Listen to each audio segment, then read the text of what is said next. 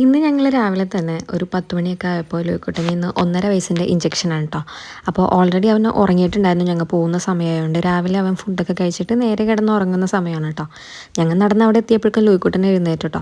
പക്ഷേ ആൾ വലിയ കുഴപ്പമൊന്നും ഉണ്ടായിരുന്നില്ല. എന്താ സംഭവിക്കാൻ പോണേന്ന് ലൂയിക്കുട്ടൻ അറിയില്ലല്ലോ. അപ്പോൾ ഞങ്ങൾ ചെന്നപ്പോൾ അവിടെ ക്ലാസ് നടക്കുകയായിരുന്നു കേട്ടോ. സിസ്റ്റർ എന്തൊക്കെയാണ് ഇനിയുള്ള കാര്യങ്ങൾ എന്നൊക്കെ പറഞ്ഞു തരുകയാണ് കേട്ടോ. ഇഞ്ചക്ഷൻ എന്താണെന്നുള്ളതൊക്കെ.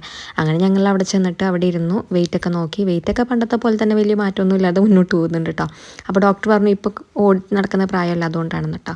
അങ്ങനെ അതിൻ്റെ ഇടയിൽ ഞങ്ങൾ കയറി ഇഞ്ചക്ഷനൊക്കെ ചെയ്തിട്ട് ആ വീഡിയോ ഒന്നും എനിക്ക് എടുക്കാൻ പറ്റിയില്ല. നല്ല കരച്ചിലായിരുന്നു. കരഞ്ഞ് ഒരുവിധം ആയേ പിന്നെയാണ് ഈ വീഡിയോ എടുത്തത്. ഭയങ്കര വേദന ഉണ്ടാവുമെന്ന് ഡോക്ടർ പറഞ്ഞിട്ടുണ്ടായിരുന്നു. അപ്പോൾ അങ്ങനെ ആ സമയത്ത് വേദന ഒന്നും ഇല്ലെങ്കിലും പെട്ടെന്ന് ഇങ്ങനെ എടുക്കുമ്പോൾ നല്ലൊരു വേദന ഉണ്ടാവുമല്ലോ പിള്ളേർക്ക്. അപ്പോൾ അങ്ങനെ കുറേ നേരം അവനെ പിടിച്ച് അവിടേക്ക് നിന്നു കേട്ടോ. നമ്മൾ ഇഞ്ചക്ഷൻ എടുത്തിട്ട് ഏകദേശം ഒരു അരമണിക്കൂർ അവിടെ നിൽക്കാൻ പറയും. ലൂയി ഒരു 5 മിനിറ്റ് കഴിഞ്ഞപ്പോൾ തന്നെ ആളൊക്കെ കേട്ടോ. അവിടെ ഓടി നടന്നിരുന്നതിന് വലിയ കുഴപ്പമൊന്നും ഉണ്ടായിരുന്നില്ല. ബാക്കി പിള്ളേരൊക്കെ കരഞ്ഞുകൊണ്ടിരിക്കുന്നുണ്ടായിരുന്നു കേട്ടോ. എന്നാലും ലൂയി ഒക്കെ ആയിരുന്നു. ഇനിയിപ്പോൾ എന്താണ് നടക്കാൻ പോകുന്നതെന്ന് അറിയില്ല. അങ്ങനെ ഞങ്ങൾ ഒരു അരമണിക്കൂറായപ്പോൾ സിസ്റ്റർ നമുക്ക് പാരസെറ്റമോൾ വന്നിട്ടോ എന്തായാലും പനി ഉണ്ടാവുമെന്ന് പറഞ്ഞു.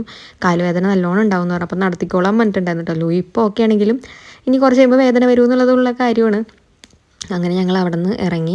തൊട്ടടുത്ത് തന്നെയാണ് നമ്മുടെ ഹെൽത്ത് സെൻറ്റർ. അപ്പോൾ അവിടെ നിന്ന് ഇറങ്ങിയിട്ട് നേരെ കുറച്ച് സാധനങ്ങളൊക്കെ വാങ്ങാനുണ്ടായിരുന്നു കഴിക്കാൻ വൈകിട്ടത്തേക്ക്. അപ്പോൾ അതൊക്കെ വാങ്ങിയിട്ട് ഞങ്ങൾ നേരെ ഓട്ടോ പിടിച്ചിട്ടുണ്ടോ വീട്ടിലേക്ക് പോകുന്നത്. ഈ നേരത്തെ നല്ല വെയിലായതുകൊണ്ടും ഇവനെയും കൊണ്ട് നമുക്ക് ഒട്ടും അങ്ങനെ പോകാൻ പറ്റില്ല. അപ്പോൾ നേരെ ഓട്ടോയിൽ കയറിയിട്ട് വീട്ടിലേക്ക് പോയി കേട്ടോ.